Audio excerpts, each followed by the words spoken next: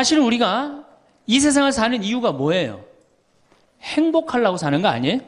이 세상을 사는 이유가 내가 자식 공부 열심히 시키고 내가 돈 많이 벌고 여러분들처럼 좋은 아파트 환경 좋은 데 가서 사는 이유도 다 뭐예요?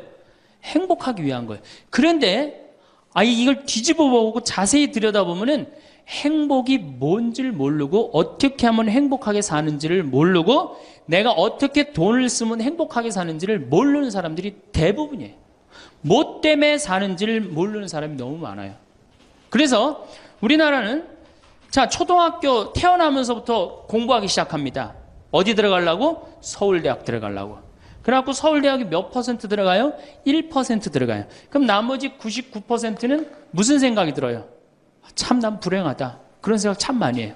그리고 그 부모는 내가 서울대학에 들여보내려고 있는 돈 없는 돈 다 쏟아붓는데 내 자식이 서울대학 못 가고 저 지방 무슨 3대학에 들어갔어. 그럼 부모는 어떻게 생각해? 부모도 나도 불행하다고 생각하는 거예요. 애도 불행하고 본인도 불행하고. 그럼 서울대학 들어가는 애는 행복하냐? 밥 먹고 공부만 안 해갖고 20살 때까지 공부만 해갖고 서울대학에 들어가는 애는 행복하냐? 저는 아니라고 생각해요.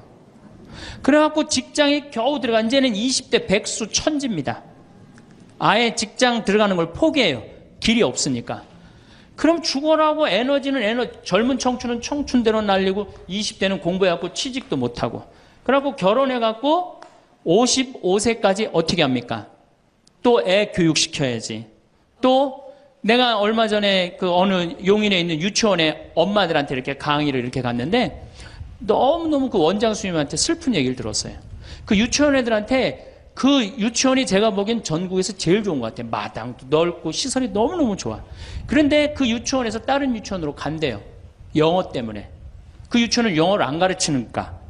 그러니까 그때부터 애들을 괴롭히기 시작하고 본인도 괴로운 거예요. 여기를 보내야 되냐, 저걸 보내야 되느냐. 얼마 전에 반포 본당에서 여기 와서 피정을 했는데 아주 중국집, 유명한 중국집 하는 사장님이 여기 왔어요. 신부님, 정말로 그 부모들이 와갖고 애들 스케줄 관리를 해준다는 거예요. 탕수육 하나 시켜놓고. 그러니까 자기가 없는 거야. 오로지 누구한테만 매달려 있는 거야? 자식한테만 매달려 있는 거야. 그러니까 55세까지 했는데 서울대학은커녕 무슨 제3대학에 들었어. 본인도 불행해. 그리고 이제 이러고 딱 죽으면 좋은데 이게 죽지도 않네. 100살이 될 때까지. 그러니까 우린 다 불행한 거예요. 그래서 우리나라가 178개 국가 중에 행복 지수가 102등이에요. 거의 꼴등이에요, 꼴등. 이렇게 잘 먹고 잘 살면서도 안 행복하다고 그러는 게 슬프지 않아요? 그래서 지금부터 제가 영국 BBC에서 진짜 행복하지 않다는 사람들을 모아갖고 이 10가지, 물론 제가 한 3, 4가지는 바꿨지만은 10가지를 실시를 하고 나니까 딱 3개월 지나고 난 다음에 다 행복하다고. 이렇게 세상이 행복한지 난 모르겠다고 그랬대요. 그래서 내가 지금부터 오늘 이 시간에는 10가지를 얘기를 할 테니까 여러분들 제가 하는 얘기를 잘 듣고 그대로 하면은 분명히 행복합니다. 왜냐하면 내가 행복하니까. 첫 번째, 운동해라. 행복의 첫 번째 조건은 건강입니다. 몸이 아프면요, 아무것도 할 수 없어요. 몸이 아픈 건 뭐든지 귀찮습니다. 몸이 아프면 자신감도 없습니다. 몸이 아프면은 돈도 빠져나갑니다. 그러니까 내가 행복하려고 그러면 제일 먼저 뭐 하면 돼요? 운동하면 돼요. 그래서 30분 정도, 일주일에 3번 정도 몸 안에 산소를 충분히 공급해줘야 돼. 몸 안에 산소를. 그러면은 모든 기관이 다 좋아져요. 산소 공급해주는 제일 좋은 방법은 뭐예요? 걷는 거, 산에 가는 거. 그리고 그것도 여의치 않으면 여러분들 스트레칭 하는 거. 그리고 내가 조금 돈이 있다. 수영장 가는 거. 수영장 가는 거 참 좋아요.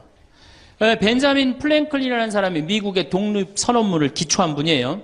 이분이 뭐라고 그러냐면 여러분들 잘 아는 유명한 얘기입니다. 재산을 잃으면 조금 잃은 거고 명예를 잃으면 반을 잃은 거고 건강을 잃으면 다 잃었다 그랬어요. 건강을 잃으면 다 잃은 거예요. 저도 원래 관절염이 있었어요. 그래갖고 내 동창들이 나보고 40살 네가 넘어서 살면은 이별여행 가준다고 그랬어요. 세계 이별여행. 그때까지 못 살 것 같았거든. 그리고 내가 보자 신부 때도 교우들이 나한테 그랬어요. 신부님 곧 쓰러져서 죽을 것 같아요. 그랬어요. 정말로 그렇게 건강이 안 좋았어요. 근데 제가 수영을 하면서부터 건강해지기 시작해서 수영하면서. 지금 수영장 25m 풀 40밖에 한 번도 안 쉬고 돕니다. 한 번도 안 쉬고. 그거 어려운 거 아니에요. 조금만 여러분들 투자하면. 그걸 이제 그런 이 건강에 자신이 생기니까 요즘은 뭐를 해요? 스킨스쿠버 다이빙을 합니다. 이게 지구상에 여러분들이 보는 건 30%예요. 70%는 어디가 있어요? 바다에 가 있어요. 바다 안에 들어가 보면 정말로 아름답고 신비해요. 그러니까 건강하니까 옛날엔 꿈도 못 꿨죠. 제가 바다에 들어간다는 건 꿈도 못 꿔. 나 하나 걸어 다니기도 힘들었는데. 근데 지금은 너무너무 좋고 행복해요. 건강의 행복의 첫 번째 조건은 뭐예요?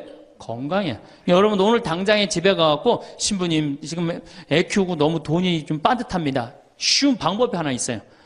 집에 가서 학원 끊어요. 애들 학원. 학원만 끊으면 여러분들 뭐가 생겨? 돈이 생겨요. 그 돈 가져와서 여러분들 건강 먼저 챙기세요. 그게 자식을 위하는 길이에요. 그래서 행복하려면 뭐 해라? 운동해라. 두 번째, 감사해라. 이거 참 우리가 못하는 것 중에 하나예요. 하루에 5가지씩 감사하라는 거예요. 하루에 5가지씩. 저는요, 이 얼굴은 제가 씹다 뱉은 수제비 같이 생겼어도 이 목소리 하나는 정말로 100만 불짜리라고 그래요. 목소리 좋죠? 제가 이렇게 강론을 잘 못해도 할머니들이 제 손을 꼭 잡고 항상 뭐라 그러냐면 신부님 너무 강론이 귀에 쏙쏙 들어온다고.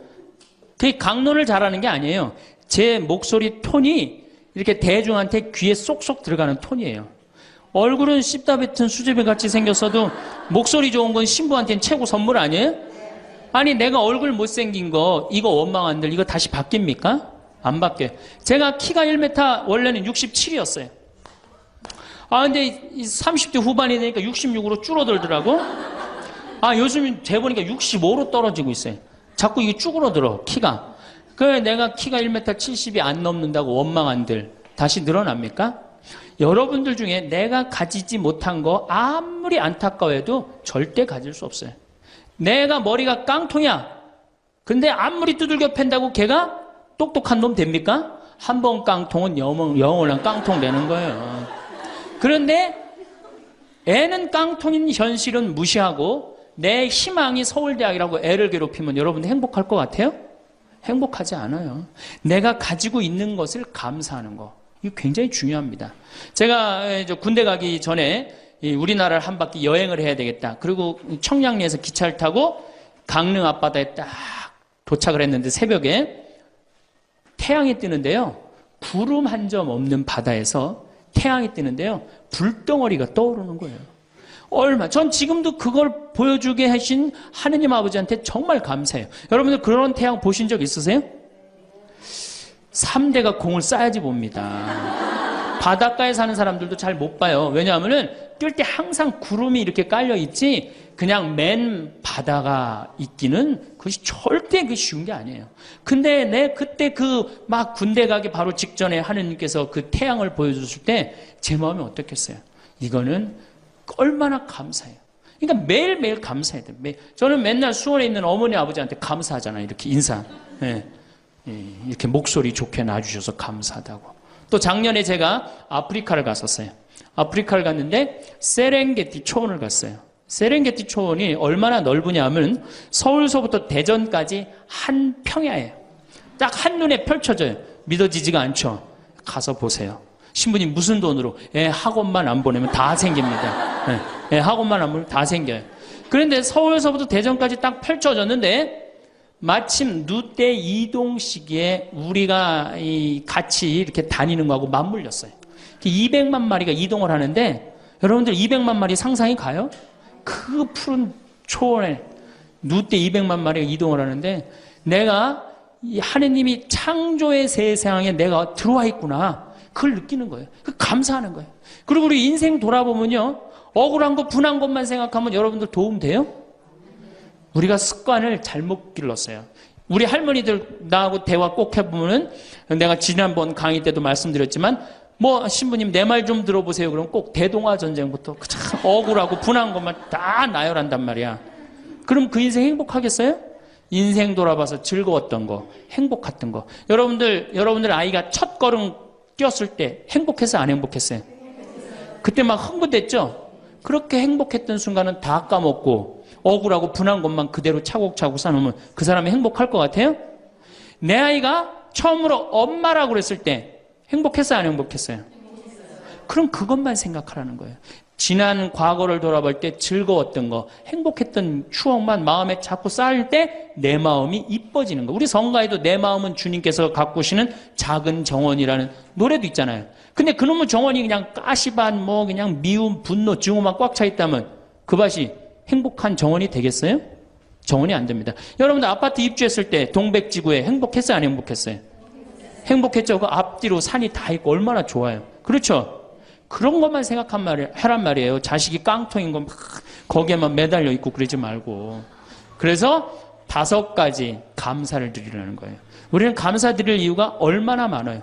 여러분들 나무는 한번 저 자리에 딱 심어지면은 100년이고 1000년이고 움직일 수 있어요, 없어요? 근데 우리는 움직여갖고 지금 경기도 이 강원도까지 와갖고 여러분들 맑은 공기, 이 꽃 가득한데 여러분들 산책하는 거 보니까 꽃 속에서 꽃이 산책하는 것 같아요. 너무 보기 좋더라고. 얼마나 좋아요. 물고기는 물 속에서만 살 수 있어요. 그렇죠? 근데 우리는 하늘도 날고 땅도 걷고 바다도 들어가고 인간으로 태어난 게 얼마나 풍요로워요. 인간은 굉장히 풍요로운 존재예요. 생명력에 있어서. 그 풍요로움을 내가 마음껏 누리고 느끼고 살아가는 사람이 있는가 하면은 뒷방에 처박혀갖고 원망하고 분노하고 저주하는 사람, 그리고 살아가는 사람이 있어요. 여러분 어느 걸 선택하시겠어요? 먼저 거를 선택하시는 게 굉장히 중요해요. 그래서 항상 감사해라. 3번째, 대화해라. 이게 100년 살 사람들의 숙제 중에 숙제입니다. 대화가.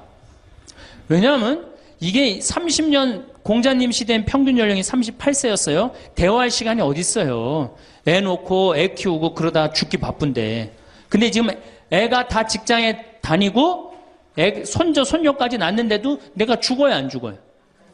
그러면 그 많은 시간 뭐하고 살 거예요? 그 많은 시간 대화하고 살아야 돼. 나하고 영적으로 맞는 사람하고 이야기하는 거 굉장히 중요합니다. 영적으로 맞는 사람이랑 대화하는 거.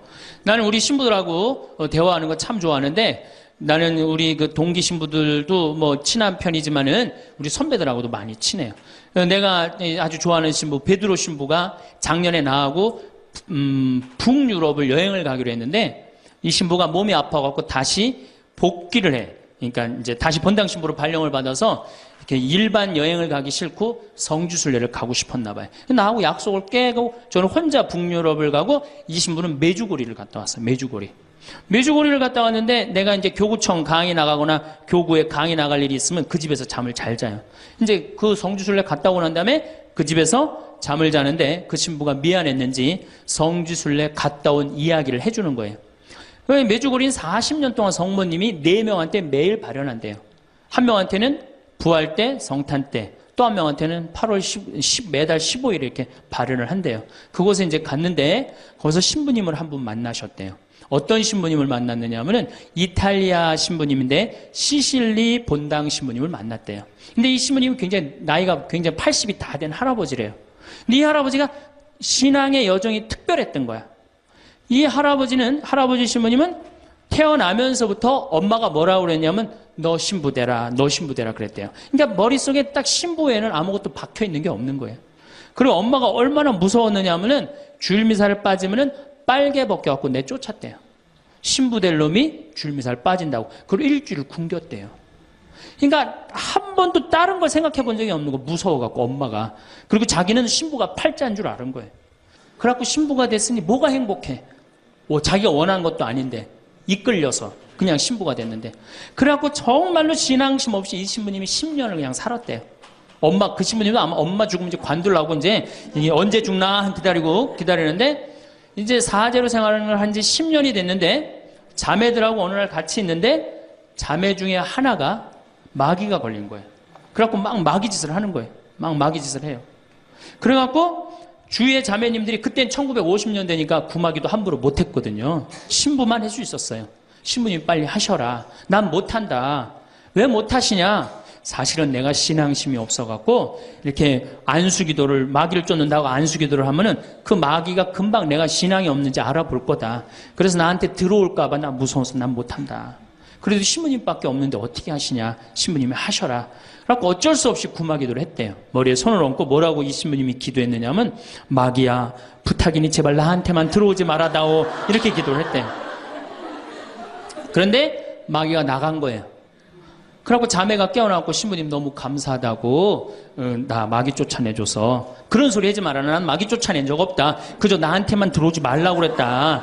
아니라고. 신부님이 머리에 손을 얹었을 때 성령의 힘이 얼마나 셌는지 마귀가 자기를 끌고 나가려고 그랬는데 못 끌고 나갔다는 거예요. 그때 신부님 마음이 조금 뜨거워진 거예요.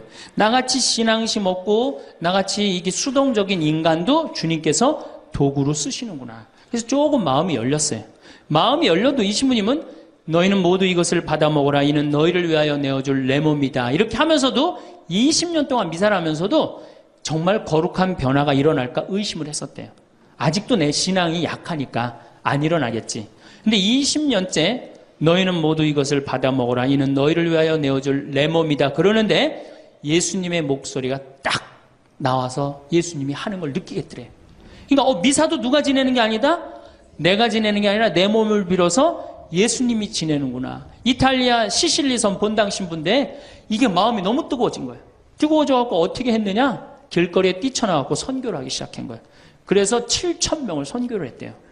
그냥 대단한 거죠. 그거 대단한 거예요. 근데 이 신부님이 이제 예수님도 사랑하고 신앙심도 굳고 사제로서 이제 너무 행복해. 그런데 문제가 하나 있어요. 어떤 문제가 있냐면 자기 엄마가 너무너무 무서웠기 때문에 예수님 엄마도 무섭다고 생각을 한 거예요. 그래서 평생 성모님한테 한 번도 의지를 한 적이 없는 거예요. 간구를 해본 적도 없고. 내가 이렇게 사제로서 이제 모든 게 다 됐는데 우리 성모님한테 내가 우리 예수님, 이 좋은 예수님 낳아주신 성모님을 사랑해야 되지 않겠느냐. 그래서 보스니아 크로아티아에 있는 메주고리에 이제 운전을 하고 갔대요. 갔는데 성모 발현동산에 딱 도착을 했는데 성모님이 그 발현동산에 느껴지는 품이 성모님이 나를 평생 이 품에서 내가 성모님 품에서 이제까지 보호받아 왔구나를 그냥 느끼겠더래요. 그러니까 이 신부님이 너무너무 행복한 거지. 그래서 매년 그 메주고리에 와갖고 세계에서 오는 신부들한테 자기 신앙을 고백을 하는 거예요. 나는 이렇게 사제로 평생 살면서 이런 은총을 받았다. 그걸 이제 우리 베드로 신부가 듣고 와서 나한테 얘기를 해주는데 한 새벽 한 3시간을 얘기를 해주는데 그 시간이 너무너무 은혜로운 거예요. 얼마나 그런 영적으로 통하는 사람이 있으면은 행복해요. 그렇죠? 여러분들, 그래서 여러분들 이제 대화가 뭐 요새 무슨 프로에 대화가 필요해 그런 것도 있다며요. 대화가 꼭 필요해요. 여러분들이 여러분을 영적으로 이끌어줄 스승이 필요해요. 신부님, 나는 사실은 저 사람이 굉장히 마음에 드는데 저 사람이 나한테 관심이 없어요. 저 사람이 영적으로 깊은데. 그러면은요, 내 돈 들여서 먹을 거 사주면서 얘기하시면 돼요. 여러분들, 내가 뭘 얻으려면 반드시 어떻게 해야 돼요?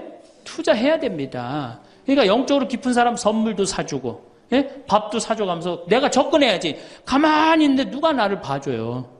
적극적이어야 돼. 적극적이어야 돼. 그래서 대화 꼭 여러분들 필요하다는 거. 제일 좋은 건 남편이죠. 근데 남편이 안 되면은 주위에 다른 사람들, 주위에 영적으로 깊은 사람들 많아요. 또 뭐 판교가 뭐 땅값이 좋대더라, 뭐 동탄에 그 아파트 거기 상가가 좋대더라. 이런 사람 말고 정말로 삶의 질이 높은 사람, 영적으로 하느님 나라를 정말 갈구하는 사람, 이런 사람하고 가까이 지내고, 그런 사람한테 가까이 지내려면 어떻게 해야 돼? 내가 먼저 다가서야 돼요. 그래서 대화가 꼭 필요하다. 네 번째, 공부해라. 이거 정말로 중요한 것 중에 하나예요. 우리가 초등학교 6년, 중고등학교 6년, 대학교 4년 배워서 몇 살까지 울고 먹어요? 50까지. 실질적으로는 대학교 졸업하고 2년만 지나면 자기가 배운 게 다 끝난대요. 그런데도 우리는 공부 안 하고 어떻게 해? 그냥 사는 거예요. 50부터 100살까지 남은 인생 또 50년 남았는데 어떻게 해요? 그냥 사는 거예요. 아니, 용감해도 그렇게 용감할 수가 있어요? 공부를 안 하고? 저는 제가 신부가 돼서 환경에 너무너무 관심이 많았어요. 그런데 저는 인문학을 공부했잖아요. 종교 철학, 뭐 신학 이런 걸 배웠는데 환경을 딱 접근하려니까 너무 어려워. 무슨 BOD가 어떻고 뭐 COD가 어떠고 PPM이 어떠고 PPT가 어떻고 PPB가 너무너무 어렵더라고요. 그래서 내가 공부를 해야 되겠다. 그래서 아주대학교 산업공학과 환경공학과에 공부를 했어요. 대학원을. 2년을 공부하고 나니까 석사 학위가 나오더라고요. 석사 학위가 나오니까 환경부에서 연락이 왔어요. 신부님 지금 전국적으로 60명 환경 강사를 모집하는데 천주교에 보니까 공학 석사 학위 따신 분이 계시니까 좀 나와주라고. 그럼 해라고. 그래갖고 이제 한강관리청인가 하여튼 어디에 제가 이름이 등록이 됐어요. 전국으로 다 뿌려졌어요. 그런데 천주교 교우들이 교육을 담당하면 다 날 부르는 거. 환경 교육을 담당하면. 전라도 고금이라면서 저를 불러요. 일반 주부대학에서. 고금이 어디냐 그랬더니 일단 비행기를 타라고 그러더라고. 광주행 비행기를. 광주행 비행기를 탔어요. 여러분 고금이 어딘지 아세요? 여러분들도 모르죠? 광주행 비행기를 탔어요. 비행기를 탔더니 이제 자가용이 날 데리러 나왔어요. 자가용을 타고 나주를 지나고 영암을 지나고 무슨 완도 있는 데까지 갔어요. 이제 다 왔나 그랬더니 전화를 그랬더니 배 띄우라고 막 전화를 하더라고요. 배를 띄워갖고 배를 타고 섬으로 건너갖고 거기서 또 차를 타고 30분 정도 들어가니까 전라도 고금도라는 데예요. 우리나라 맨 끄트머리. 얼마나 좋아. 전국에 다니면서 강의해서 좋아. 그분들 천주교 신부 한 번도 본 적이 없잖아요. 신부가 와서 환경 강의하니까 선교해서 좋아. 강서료 받아서 좋아. 또 거기 멸치가 주산지라고 멸치 선물 받아서 좋아. 공부하면요 여러분들 할 일이 너무너무 많고 인생이 너무너무 다이나믹한 인생이 기다려져요. 호스피스를 배워도 되고 무슨 공예를 배워도 되고 자수를 배워도 되고 수지침을 배워도 되고 도자기를 배워도 되고 플룻을 배워도 되고 남은 인생이 50년이란 말이에요. 50년. 여러분도 50년이 짧아요?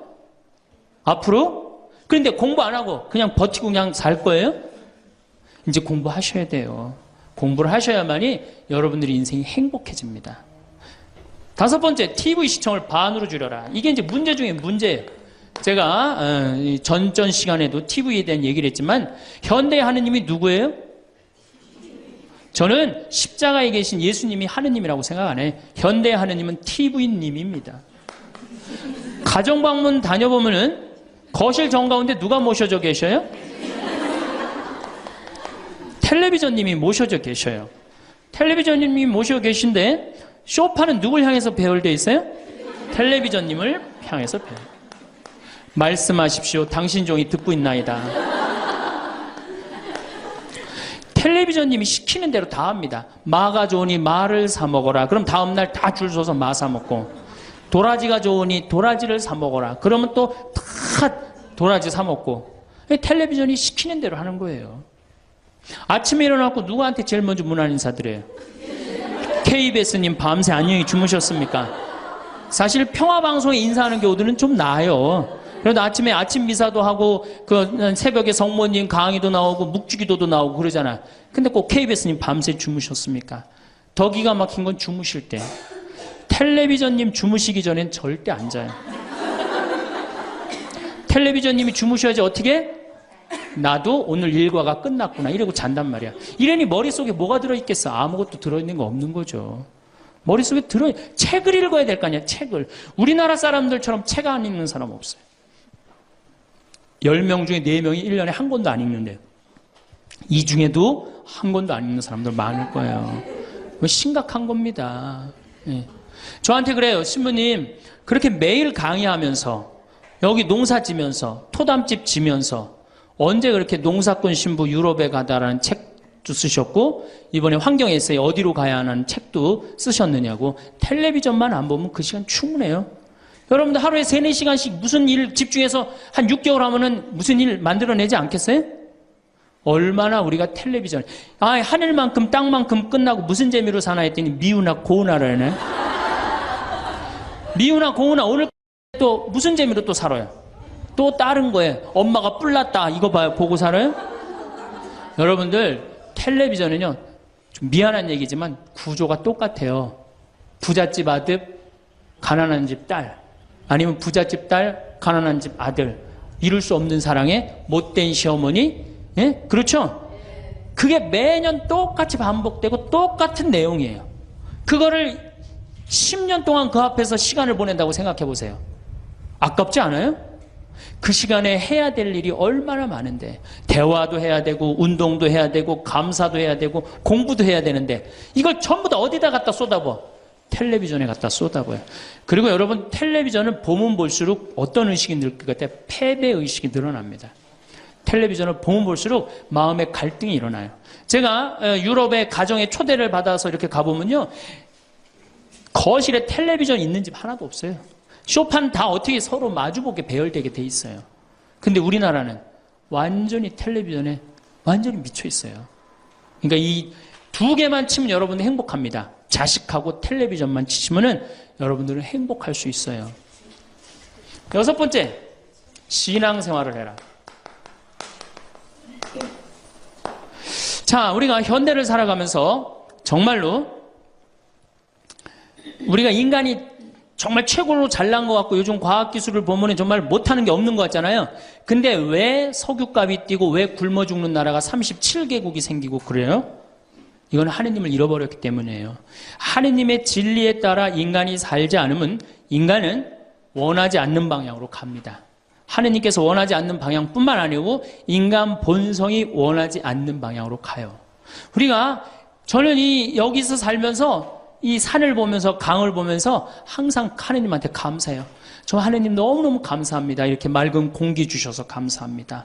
이 아름다운 세상 주셔서 감사합니다. 감사하다 보면 우리가 조금 뭐라 그럴까요? 겸손해져요. 근데 이게 다 자기 것인 줄 알고 막 파괴하기 시작하면요, 자연이 파괴되면 결국은 누가 파괴돼요? 인간이 파괴되는 거예요. 그러니까 우리가 하느님께 가까이 가면은 자연도 일치가 되는데 하느님으로부터 멀어지면 멀어질수록 자연도 파괴되는 거예요. 그래서 여러분들 신앙생활 하십시오. 아까 제가 천주교 조금 욕을 했는데 그래도 천주교 괜찮아요. 아주 제가 보기에는 무슨 우리 교우들 어두운 데로 안 끌고 가요. 더욱이 내 동창 중에 또 옛날에 죽산성당 아시죠? 죽산 성지 있는 데 있죠? 거기 내 동창 신부가 그 본당 신부로 있었는데 그 신부가 너무 재미난 얘기를 해줬어요. 아니 옆에 30년 동안 개신교 다니던 할머니가 어느 날 개종을 했대요. 성당으로. 똑같이 열심히 나오더래요. 교회 나가는 것만큼 훨씬. 근데 이 할머니가 다리가 부러진 거예요. 그래갖고 택시 타고 또 계속 나오는 거예요. 그래서 본당 신부가 그랬대요. 할머니 이렇게 맨날 택시 타고 나오고 그러니까 그러지 말고 내가 봉송 잘 테니까 이 아픈 동안은 나오지 말아라. 돈 들여서. 그랬더니 이 할머니가 하시는 말씀이 신부님 괜찮아요. 그래도 이 성당 다녀보니까 저 교회 다닐 때보다 여기 성당 다니는 게 훨씬 싸게 먹히니까 걱정하지 말라고. 여러분들 그래도 이 천주교 제일 싸게 먹혀요. 싸게 먹히지, 괴롭히지 않지, 딴 길로 안 끌고 가지. 정말 하느님께 우리가 의지하고 산다는 거, 이건 굉장히 우리 나를 위해서 좋은 거예요. 또 우리가 이 세상 사는 목적이 뭐냐면 내 영혼 구원이에요. 나중에 이제 기회 있으면 제가 한 번 더 말씀을 드릴 텐데 죽어서 영혼의 세계는 반드시 있습니다. 그 영혼의 구원을 위해서 우리가 간구해야 돼요. 그래서 신앙생활은 행복을 위해서 가장 기초 중에 기초라는 거. 일곱 번째, 웃어라. 이게 웃는 게요, 우리가 행복으로 가는 길에 최고의 지름길이에요. 웃는 게. 그런데 우리나라 사람들이 잘 안 웃어요. 얼마나 안 웃느냐면 내가 이제 이렇게 도시에 나가고 엘리베이터를 타요. 엘리베이터를 타면은 얼굴 모르는 형제가 이렇게 눈이 마주쳐도 제가 웃어줘요. 빵긋 웃어주면은 저쪽에서 같이 싹 미소를 줘주면 참 좋을 텐데 저쪽에 있는 남자가 딱 내가 빵긋 웃어주면 어떻게 하냐면은 내가 저놈을 어디서 봤더라 이러는 표정으로 날 쳐다보는 거예요. 근데 여러분들 유럽을 가고 제가 미국을 가고 아프리카를 가고 파푸아 뉴기니를 가고 인도를 가도 눈 마주쳐갖고 제가 웃어주면 다 웃어줘요. 근데 절대 안 웃는 나라가 우리나라예요. 얼굴 모르는 사람 이렇게 마주쳐갖고 웃으면요, 심지어는 여기 우리 생태마을을 찾아오는 사람도 제가 웃어줘도 안 웃어요. 그만큼 경직돼 있는 거예요. 여러분들이 간지러움을 태우고 수술한 사람이랑 마취를 하고 수술한 사람이랑 깨어날 때 누가 덜 아플 것 같아요? 놀랍게도 간지러움을 태우고 수술한 사람이 덜 아프다는 거예요. 웃는 게 우리한테 그만큼 좋은 거예요. 근데 이게 이제 50대 된 여인한테 이제 저 여인이 인생을 어떻게 살았느냐 안 살았느냐가 딱 보여요. 50대 된 여인이 막 항상 웃고 그런 얼굴은요, 50대 되면 얼굴 뭐 오똑하고 눈 이거 다 똑같아. 얼굴이 그 얼굴을 다. 그런데 늘 웃고 살아온 자매는요, 참 예뻐요. 편안해 보이고. 주름이 한 560개 정도 이렇게 탁 하면서 얼굴이 굉장히 편안해져요. 근데 이게 안 웃은 여자는 주름이 17개밖에 안 생긴대요. 그러니까 560개면 자갈자갈자갈하니 이쁜데 부담스럽지 않은데 17개면 얼마나 부담스러워요. 이마에 칼자국 나인 거지. 쫙 굵은 주름. 여기 쫙. 이 사람은요, 웃어도 무서워요. 예, 웃어도 무서워요. 그러니까 여러분도 웃으면서 사세요. 제가 보통 강의를 이렇게 다니면 일반 주부대학 이렇게 강의를 달 때는 아해모 어해줘요. 얼마나 잘 웃는지 몰라요. 근데 내가 일반 공무원들 이렇게 강의를 갈 때가 있어요. 특히 무슨 뭐 이렇게 과장들 뭐 이런 그런 분들 한 번은 한 200명을 강의를 했는데 죽는 줄 알았어 내가. 2시간 내내 한 번도 안 웃는 거예요. 내 강의를 듣고. 그런데 여러분들 남녀 수명의 차이가요 6년이 납니다. 6년이.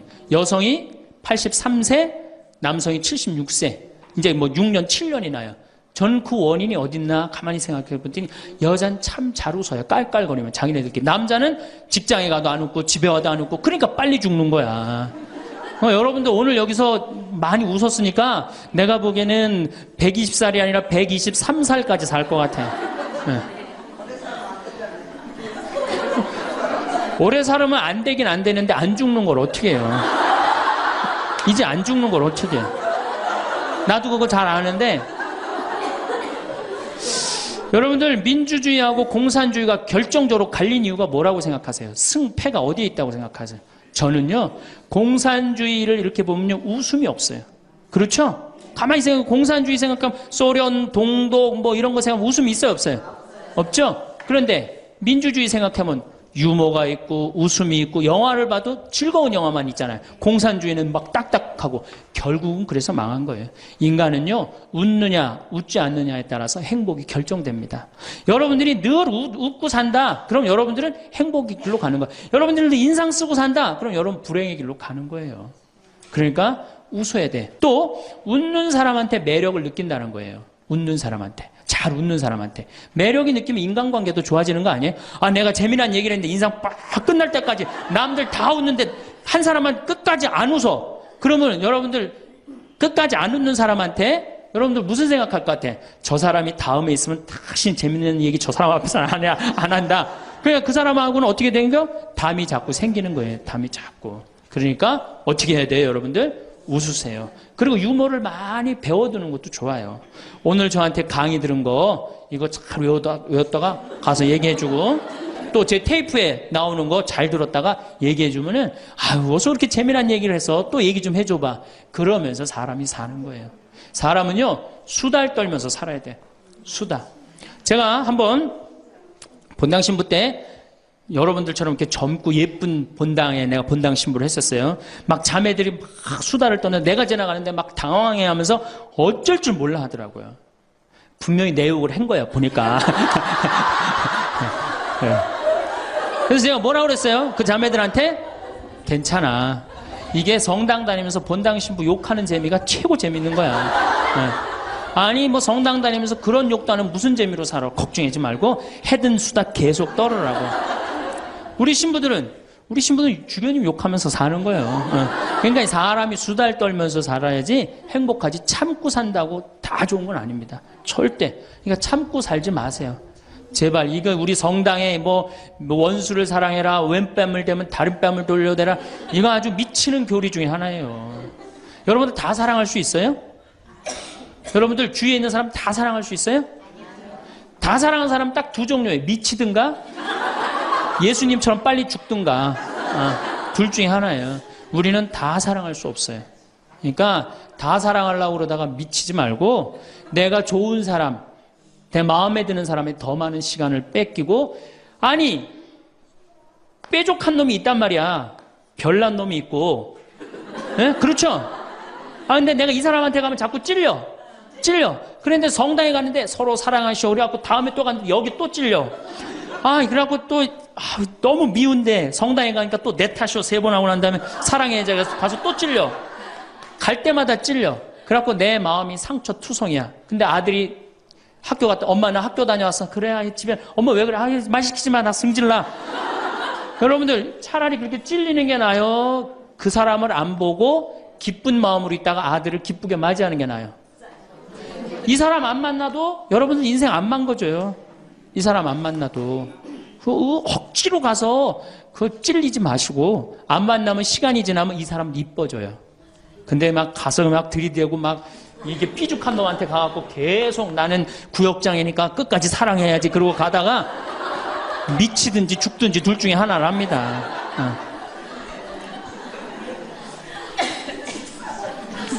여덟 번째, 전화해라.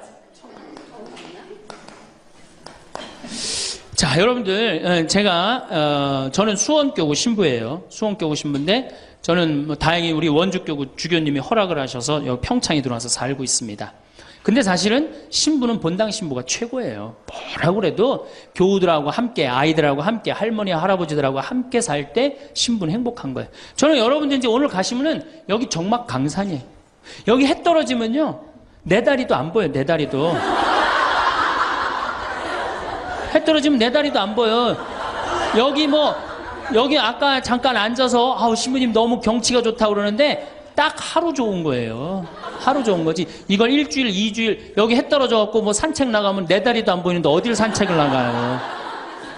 굉장히 외롭습니다. 여기 앞에도 전원 5세대가 돌았는데 3세대가 우울증으로 나갔어요. 그럼 나도 여기서 교우들 뭐 몇천 명 속에서 살다가 평창에 들어와서 살면은 우울증 걸릴 수 있잖아요. 내 동창이 20명이거든요. 동창이 20명이나 되는데 왜 나한테 전화하는 놈 한 놈도 없지? 걔네들이 날 잊은 건 아닐까? 나는 왜 교구 밖으로 와서 이 고생을 하고 살까? 난 우울하다. 그럼 알아주는 놈 누가 있어요? 아무도 없어요. 어떻게 하면 돼? 내가 먼저 전화하면 되잖아. 아주 너무 쉬운 거 아니에요. 내가 전화해갖고 너 성당은 잘 짓고 있느냐? 너 요즘 큰 성당에 갔는데 어떻게 잘 지내냐? 내일은 내 동창이 또 우리 집에 와서 있겠대. 몸이 안 좋아갖고. 그러니까 그 전화를 하니까 동창들이 와서 안식년도 여기 와서 지내고, 아프면 여기 와서 지내고, 허리 수술에도 와서 지내고, 그러니까 외롭지 않은 거예요.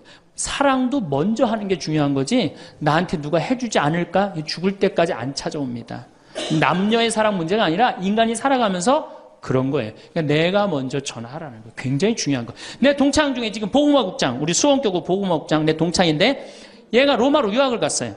있기 전에도 뭐 친하게 지냈지만 유학을 갔는데 이놈이 한 달에 3번 어김없이 전화하는 거예요. 생태마을 농사는 잘 되냐? 잘 돼. 그럼 또 다음에 전화해갖고 생태마을에 피정은 많이 들어오냐? 많이 들어와. 또 다음에 전화하고 너 몸은 안 아프냐? 안 아파. 다음 달에 또 전화해요. 생태마을 피정은 많이 들어오냐? 생태마을에 농사는 잘 되냐? 6년 동안 변함없이 전화하는 거예요. 내가 전화 한 번 우리 성당 여기 사무실로 전화해갖고 우리 사무장한테 우리 저기 황 신부님 뭐하고 지내느냐고 그 정도로. 그러니 싫어할래야 싫어할 수가 있어요? 얼마나 나를 그렇게 전화해주는 고마워. 그 흠이 있다면 꼭 수신자 부담으로 하는 것 빼고는 너무너무 좋아요.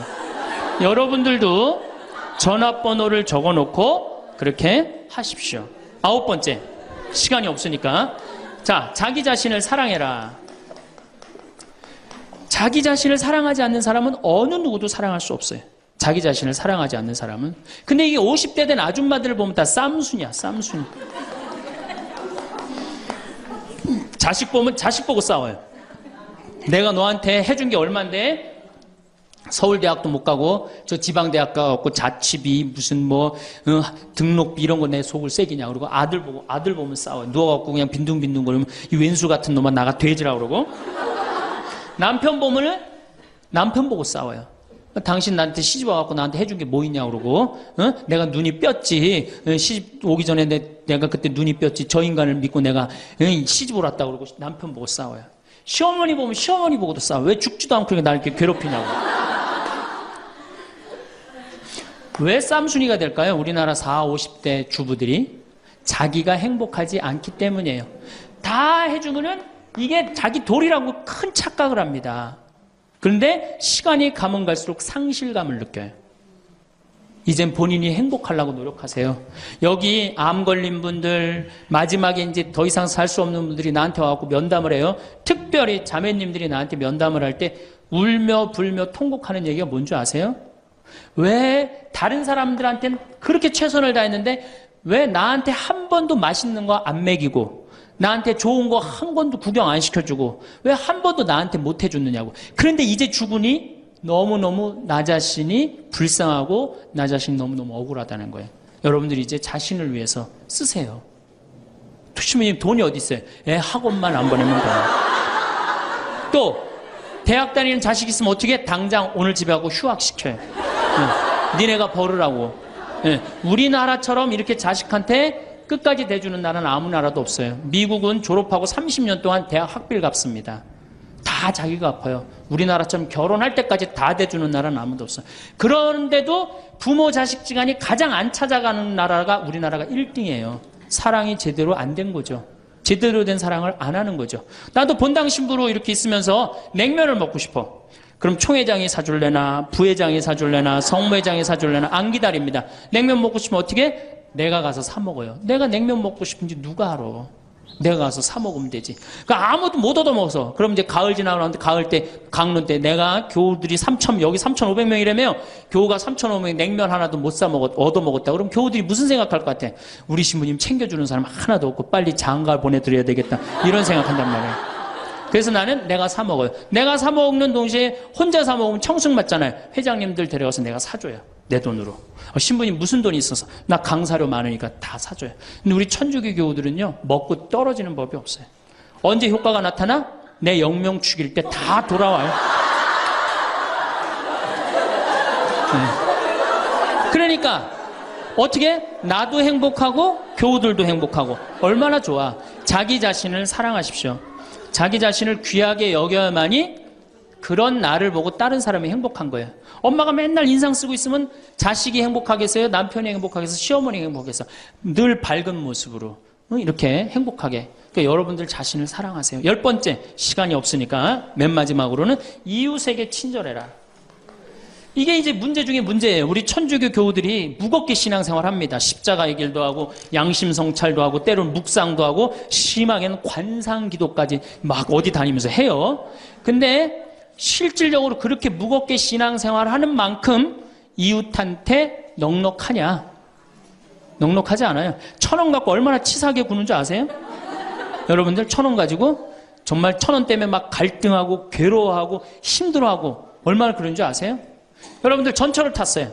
마음 편안하게 딱 앉아있는데 갑자기 누가 바구니를 들더니 맹인이 어두운 밤에 캄캄하 이러면 이때부터 갈등하기 시작하는 거야. 이 1,000원을 줄까 말까 이때부터 괴로워하고 얼굴이 빨개졌다 하여자 누가 주래 옆에서 누가 그런 적도 없는데 내가 100만 원 갖고 괴로워하면 또 이해를 해요. 이건 1,000원 가지고 딸랑 1,000원 가지고 줄까 말까. 그리고 뒷꼭지를 보고 뭐라 그래? 그래도 1,000원을 줄걸. 하느님이 이런 나를 보고 하늘에서 무슨 생각할 것 같아요? 저걸 천당에 데리고 올까 말까. 뭐하러 십자가의 길을 하고 뭐하러 이렇게 심각하게 참회제를 해요? 이런 거 하나도 제대로 못할 거라면은. 재작년에 여기 물폭탄이 터졌어요. 그래갖고 다 잠겼어요, 평창에.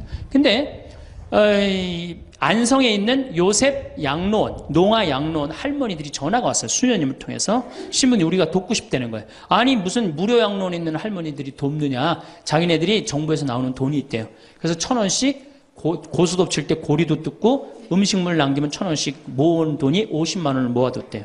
그래서 여기 우리 형제 중에 조립식에 사는 형제가 집이 다 떠내려갔어요. 그래서 와라. 그랬더니 80만 원을 갖고 왔어. 할머니들이. 한 4-5분이 말 못하는 할머니들이. 그리고 이불 12채, 전기밥솥 하나. 아니 무료 양로원에 사는 할머니도 1년에 한 번씩 돕는다는데 그 살기 좋다는 동백에서 살면서 한 번도 안 도우면은 여러분들 천당 갈 것 같아요? 못 가. 아니 우리가 너무 이웃한테 인색하게 살아요. 내가 시장에 나갔어. 시장에 나갔는데 다리 잘린 분이 이 고무 타이어를 하고 막 음악을 틀고 껌을 이렇게 리어카에 밀고 와. 그러면은 야 천당 갈 공로살 기회가 오는구나. 이런 생각을 해야 되는데 무슨 생각을 해? 제발 내 쪽으로만 오지 마라. 여러분들 교황님이요 뭐라고 그러셨느냐면은 나는 행복했습니다. 여러분들도 행복하십시오. 그리고 가셨죠? 요한 바오로 2세 교황님이. 저는 그 말이 이 세상 어떤 명언보다도 명언이라고 생각해. 인간으로 와서 행복하게 살아야 돼요. 갈 때 행복하게 가야 돼요. 여러분들 신앙생활하는데 우울하게 하면 안 됩니다. 정말 내가 하느님 믿는 거 아니야. 온 우주의 아버지가 내 아버지 아니에요. 주인이 얼마나 행복해. 뭐 때문에 여러분들 고통스러운지 아세요? 욕심 때문에 고통스러운 거예요. 그 욕심만 조금만 내다버리면 마음이 얼마나 자유로워요. 다닐 때도 얼마나 많고 구경할 때도 많고 얼마나 아름다워요. 우리 그냥 대한민국처럼 아름다운 나라가 어디 있어요. 세계에서 제일 아름다운 나라가 대한민국이에요. 다녀볼 때 너무 많아. 결론으로 자 여러분들 지금 오늘 이제 집에 가면은 당장에 경복궁 먼저 가세요. 경복궁에 비원을 한번 가보세요. 그 조경이 얼마나 멋있어. 뭐 남편 손을 잡든 자식 손을 잡든 친구 손을 잡든 가갖고 도시락 해갖고 거기서 딱 까먹으면 바로 왕비만 바로 되는 거 아니에요? 옛날엔 거기 누가 들어갔어요? 지금은 들어갈 수 있어요 없어요? 있잖아요. 5천원 만원만 내면 5천원만 되면 왕비가 될 수 있는데 그 행복한 길을 우리가 땅바닥 우울하게 쳐다보느냐고 못 찾아가고 있는 거예요. 그래서 전 여러분들이 행복했으면 좋겠어요. 여러분들이 행복해야지 대한민국이 행복합니다. 예, 감사합니다. 황창현 신부님 말씀 어떠셨나요? 오늘 우리는 인생의 여정에서 누구나 마음 깊이 바라는 행복에 대해 좀 더 따뜻하고 깊이 있는 이야기를 나누고자 합니다. 살아온 세월만큼이나 행복에 대한 생각도 다채롭게 변해왔을 겁니다. 어쩌면 젊은 날에는 뜨겁게 추구했던 목표들이 이제는 잔잔한 미소로 떠오르는 추억이 되었을지도 모르겠습니다. 이제 우리는 삶의 지혜가 더해진 눈으로 행복을 바라보고 그 의미를 함께 되새겨보는 시간을 가져보려 합니다. 첫째로 건강을 통해 행복을 가꾸는 것에 대해 다시 한번 생각해 봅니다. 혹시 아침에 일어났을 때 몸이 가뿐하다고 느끼는 그 순간 하루를 시작할 힘을 얻으신 경험이 있으십니까? 젊을 때는 밤을 새워도 다음날 거뜬했지만 이제는 작은 찌뿌둥함에도 온종일 신경이 쓰이곤 합니다. 황창현 신부님께서는 행복의 첫 번째 조건은 건강입니다. 몸이 아프면 아무것도 할 수 없으라고 단순하지만 핵심적인 진리를 말씀해 주셨습니다. 무리한 운동을 하라는 것이 아닙니다. 따스한 햇볕을 받으며 천천히 동네 한 바퀴를 산책하거나 집 안에서 가벼운 체조를 하는 것만으로도 우리 몸은 고마워합니다. 그렇게 몸이 조금씩 활력을 찾으면 마음도 덩달아 밝아지고 오늘도 좋은 하루가 되겠구나 하는 긍정적인 생각으로 이어집니다. 내가 내 두 발로 시장에 다녀와 저녁거리를 장만하고 사랑하는 손주들과 눈을 맞추며 놀아줄 수 있는 힘. 그것이 바로 건강이 주는 소중한 행복 아니겠습니까? 둘째로, 감사하는 마음을 갖는 것의 힘은 실로 큽니다. 지나온 삶을 돌아보면 아쉬운 순간, 후회되는 일들이 왜 없겠습니까? 하지만 그런 생각에 잠기기보다는 지금 내 곁에 있는 것들에 시선을 돌려보면 어떨까요? 신부님께서는 항상 내가 가지고 있는 것에 대해서 감사해야 돼요라고 하셨습니다. 아침에 눈을 떴을 때 새로운 하루가 주어졌다는 사실에 감사하고, 나를 잊지 않고 전화를 걸어주는 자녀의 목소리에 감사하고, 창가에 놓인 작은 화분이 파릇파릇 새잎을 내미는 모습에도 감사할 수 있습니다. 예전에는 당연하게 여겼던 것들이 나이가 들수록 얼마나 소중한지 깨닫게 됩니다. 감사는 마치 마법과 같아서 어려운 시절의 기억조차도 성장의 밑거름이었다고 여기게 하는 힘을 줍니다. 감사의 눈으로 세상을 보면 평범한 일상도 반짝이는 순간들로 채워질 겁니다. 셋째, 마음이 통하는 사람들과 깊은 대화를 나누는 것이 주는 위안은 무엇과도 바꾸기 어렵습니다. 혹시 외롭다고 느낄 때 누군가에게 털어놓고 싶은 이야기가 가슴에 쌓여만 갔던 적은 없으십니까? 황창현 신부님 말씀처럼 밥 한 그릇 사줘가면서 깊은 대화를 나눌 수 있는 그런 사람을 많이 가지고 있으면 있을수록 여러분들은 행복하게 살 수 있습니다. 이때의 대화란 그저 안부를 묻고 답하는 것을 넘어섭니다. 내 마음 깊은 곳의 생각과 감정을 솔직하게 나누고 상대의 이야기에 진심으로 귀 기울이는 과정 그 자체입니다. 수십 년을 함께 한 배우자와 따뜻한 눈빛을 주고받으며 나누는 이야기, 오랜 친구와 젊은 시절 추억을 더듬으며 웃음꽃을 피우는 시간, 혹은 아무것도 모를 것 같던 손주가 건네는 위로의 말 한마디에서도 우리는 깊은 연결감과 행복을 느낍니다. 이런 진실한 소통이 우리를 외로움으로부터 지켜주는 든든한 울타리가 됩니다. 넷째로, 끊임없이 배우고 성장하려는 자세는 삶의 생기를 불어넣습니다. 이 나이에 뭘 더 배우겠어 하는 생각은 잠시 접어두시면 어떨까요? 새로운 것을 배우는 것은 마치 메마른 땅에 단비를 뿌리는 것과 같습니다. 처음에는 조금 어색하고 어려울 수 있습니다. 하지만 스마트폰 사용법을 익혀 멀리 사는 자녀나 친구들과 매일 얼굴을 보며 이야기 나눌 수 있게 되었을 때의 그 성취감, 새로운 노래 한 곡을 배워 사람들 앞에서 불러보았을 때의 그 뿌듯함은 경험해 본 사람만이 압니다. 동네 도서관에서 흥미로운 역사 강의를 듣거나 평소 관심 있던 분야의 책을 읽으며 새로운 지식을 쌓는 즐거움도 큽니다. 배움은 뇌를 건강하게 하고 세상과 우리를 연결하는 끈을 더욱 튼튼하게 만들어줍니다. 평생 공부한다는 신부님의 말씀처럼 배움에는 정년이 없습니다. 다섯째, 텔레비전 시청 시간을 조금 줄여보는 것에 대해 좀 더 생각해 봅니다. 텔레비전은 때로 좋은 친구가 되어주지만 너무 많은 시간을 할애하다 보면 다른 소중한 활동들을 놓칠 수 있습니다. 혹시 텔레비전을 끄고 집 안의 정적을 느껴보신 적 있으십니까? 그 고요함 속에서 잊고 지냈던 다른 즐거움을 찾아보는 것은 어떨까요? 예전에 즐겨 뜨던 뜨개질을 다시 시작해 손주에게 줄 목도리를 만들거나 먼지 쌓인 앨범을 꺼내 추억 여행을 떠나거나 좋아하는 옛 노래를 들으며 조용히 지난 날을 음미하는 시간은 텔레비전이 줄 수 없는 또 다른 만족감을 선사합니다. 창밖의 새소리에 귀 기울이고 바람에 나무잎 스치는 소리를 듣는 것만으로도 마음이 평화로워질 수 있습니다. 여섯째, 마음의 평화를 찾는 노력은 우리 삶의 질을 높여줍니다. 꼭 거창한 종교 활동이 아니더라도 자신만의 방법으로 마음의 안식처를 찾는 것이 중요합니다. 황창현 신부님께서 신앙생활은 행복을 위해서 가장 기초 중에 기초라고 하신 말씀은 우리 영혼의 평화가 얼마나 중요한지를 일깨워줍니다. 조용한 새벽녘에 홀로 앉아 따뜻한 차를 마시며 명상에 잠기거나 아름다운 자연 속을 거닐며 온전히 나 자신에게 집중하는 시간은 혼란스러운 마음을 정화시켜 줍니다. 또한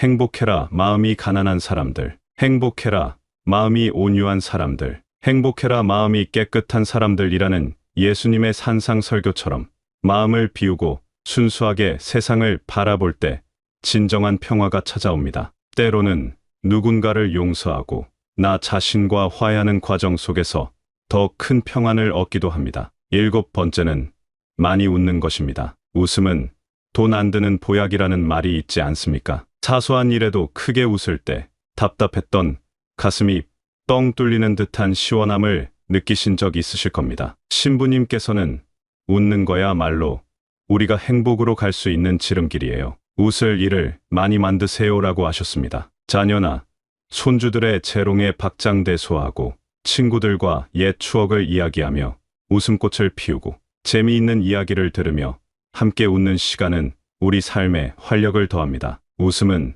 전염성이 강해서 내가 먼저 웃으면 주변 사람들도 함께 웃게 되고 그 긍정적인 에너지가 선순환을 이룹니다. 일부러라도 웃는 연습을 하다 보면 정말로 즐거운 일이 더 많이 생기는 것 같습니다. 여덟 번째, 소중한 인연들을 꾸준히 이어가는 것은 우리 삶을 풍요롭게 합니다. 나이가 들수록 새로운 관계를 맺는 것이 쉽지 않기에 기존의 인연들을 잘 가꾸는 것이 더욱 중요해집니다. 몸이 불편해서 외출이 어려운 친구에게 먼저 전화를 걸어 안부를 묻고 작은 정성이 담긴 손편지를 보내보는 것은 어떨까요? 소소한 관심과 노력이 관계를 더욱 돈독하게 만듭니다. 저 사람은 나를 잊지 않았구나 하는 생각만으로도 상대방에게는 큰 위로가 될 수 있습니다. 가족이나 친구들과 정기적으로 만나 식사를 하거나 함께 짧은 여행을 떠나는 것도 좋은 추억을 만들고 유대감을 강화하는 방법입니다. 우리는 서로에게 기쁨을 나누고